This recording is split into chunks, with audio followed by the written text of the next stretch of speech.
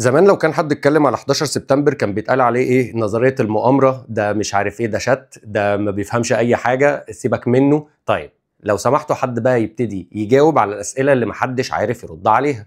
أول سؤال: دلوقتي مبنى التجارة العالمي هو عبارة عن 7 مباني، في مبنيين خبط فيهم طيارة وفي مبنى ثالث كمان وقع. المبنى الثالث اللي وقع ده على بعد 150 متر، وفي النص مباني. اللي بيتقال ان المفروض ان هو وقع بسبب انه سخن من الحريقه وبعد كده انهار ووقع مظبوط لتحت. طب حضرتك الكلام ده ما يعقلهوش يعني طفل في 5 ابتدائي، ما بالك بمهندسين؟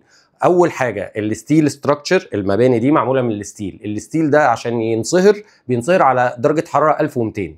فلو الطورات وقعت عشان انصهر الستيل، ومع ان الطورات دي معموله مضاده للطيارات اصلا، وممكن اشرح التكنولوجي بتاعتها بس سيبك منها، المبنى اللي بعيد عنهم 150 متر خد الحراره ازاي واتحرق؟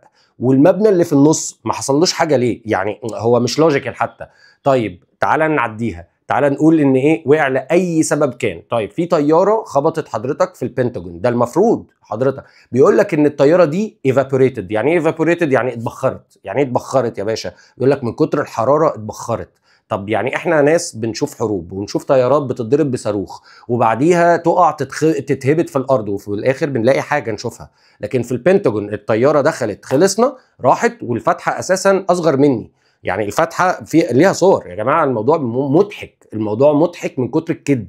طيب عادي عادي عادي، فكك برضو، يعني الكلام اكيد، يعني اكيد مش هيعملوا كده في نفسهم. طب معلش سؤال: هو البي بي سي اعلنت عن ان التاور وقع قبل ما يقع ازاي؟ قبل ما الطياره اصلا تخبط فيه.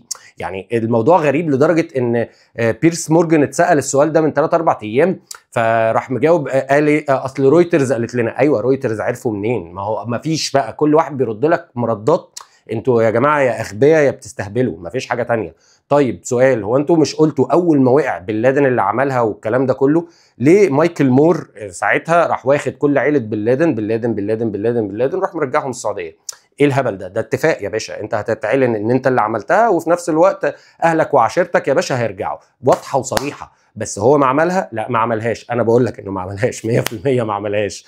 طيب عندنا حاجات تانية يا باشا. دلوقتي في 5 اسرائيليين اتقبض عليهم يوم الحادثه دي، كانوا بيصوروا ويحتفلوا والكلام ده كله بان المباني دي بتقع. طب عادي برضو، دول 5 عاديين مدنيين مفيش اي حاجه.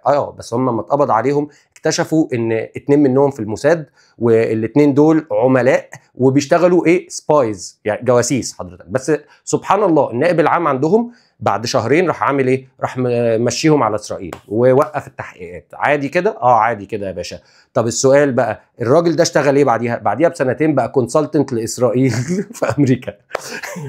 لا صدفه، انا هعتبرها صدفه. بس في واحد بقى من ال5 دول الاسرائيليين المعفنين دول استضافوه في التلفزيون، وتقدروا تشوفوا الموضوع.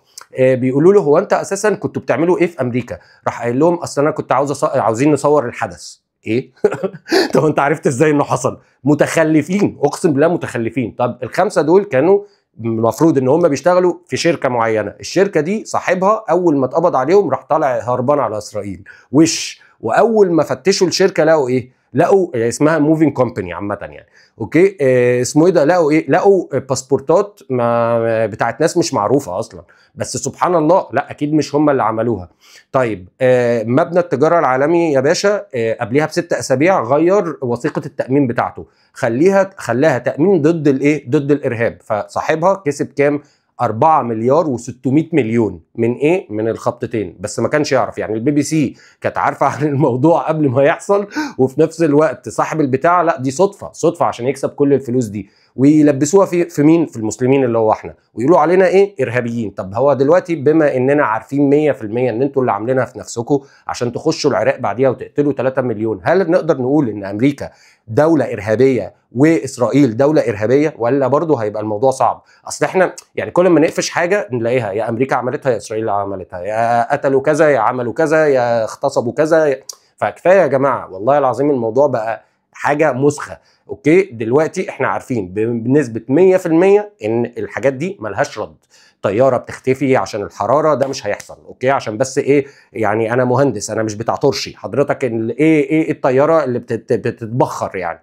وفي نفس الوقت المباني اللي بتقع ستريت، حضرتك انت عشان المبنى يقع ستريت لازم يحصل ايه، توزيع الحراره يبقى متساوي عشان تقع بالظبط. لان هو لو الحته دي سخنه زياده هيقع كده، واضحه ده هندسه يعني بيزك. حتى لو مش هندسه فكر فيها، حاجه سخنت من ناحيه معينه هتحصل ايه، هتقع. يعني مامتك وهي بتعمل حاجه في الطاسه بتعمل ايه، الطاسه لو مش متساويه الحاجات بتستوي مختلف. لا لا لا، هو عاوز يقنعك ان سبحان الله الطياره دخلت والحراره اتوزعت ايكولي فوقع بالظبط.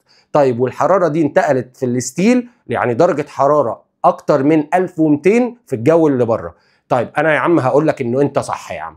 طيب السؤال بقى، الحراره دي اما جت تتنقل لمبنى 7 اللي في النص ده ما خدهاش ليه؟ يعني باللوجيك كده. طيب وما اتنقلت لمبنى 7 اللي هو ستيل ستراكشر برضو، بقايا الهيت دي هي دي اللي وقعت المبنى، وقع ستريت سبحان الله، توزع برضو مظبوط. وعلى فكره في ريبورتات بتقول من الناس بتوع المطافي وده فيديوز. اوكي، ايه اللي حصل؟ حصل انفجار حضرتك، احنا شفناها اصلا حضرتك، الانفجار باين. طيب في حاجه، مبنى 7 الرابل بتاعه ده اللي هو ما وقع شالوه في اقل من 4 ساعات، خرجوه بره امريكا. الكلام ده بريبورت الاف بي اي اللي بتقوله. حضرتك ليه شلتوه ده في خلال 4 ساعات؟ واما في ناس عرفت تعمل اسمه ايه تحاليل، بس ناس لوحدها دول مش اف بي اي، اكتشفوا انه في بقايا متفجرات سبحان الله. بس بقى مبنى التجاره العالمي ده كله وقع، بس لقوا الباسبور بتاع محمد مش عارف مين دوت ما حصلوش حاجه. اصل الورق بيتحرق على درجه حراره اكيد اعلى من الستيل، ما هو ده اللي احنا لازم نقتنع بيه، والا نبقى احنا بتوع نظريه مؤامره وانتوا اللي بتفهموا. يعني صباح الفل، كفايه بقى، كفايه فتي. فبمناسبه 11 سبتمبر انا بقول لكم امريكا ارهابيه، اسرائيل ولاد وسخه كده كده يعني.